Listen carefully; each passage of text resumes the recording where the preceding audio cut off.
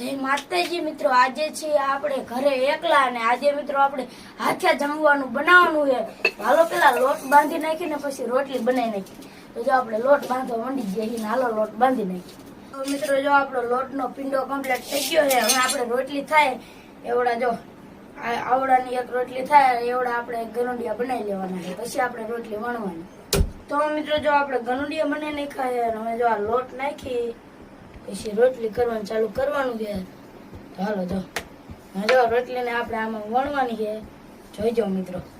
તો જોઈ લીજો મિત્રો. આપણે પાસે રહ્યું ને તો એક વાત કહું, લાંબી ટૂંકી થાય છે પણ એનો આપણી પાસે જુગાડ છે, જોઈજો. તો મિત્રો આપણે રોટલી વણી નાખીએ પણ લાંબી ટૂંકી થઈએ અને આપણા બારિયાને એમને એવી ધારી છે આવડી મોટી વાટકા કરતા ચાય મોટી આવે એનાથી આપણે જો રોટલી કાપવાની, જોઈજો. હવે જોઈજો મિત્રો, આને લઈ લેવાનું, આને આપણે આ લોટ ભેગું મિક્સ કરી નાખવું.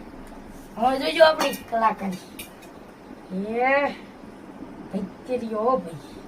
જોઈ લો, થઈ ગઈ મિત્રો ગોળ, રોટલી થઈ ગઈ આપણી ગોળ. હવે આને મિત્રો આપણે સેડવવાની.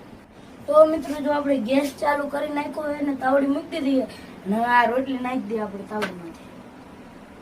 તો મિત્રો જો રોટલી એક બાજુ સડી જઈએ, હવે એને ફેરવી નાખવાનું જોઈ અને હવે ઓલી બાજુ સડવા દેવાની.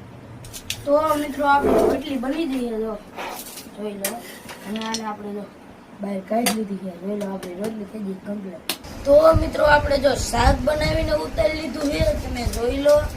અને જો 5 રોટલી બનાવી નાખીએ. હવે મિત્રો આપણે ખાઈ લઈને તમને વિડીયો ગમે હોય તો લાઈક શેર ફોલો કરતા જજો. જય માતાજી.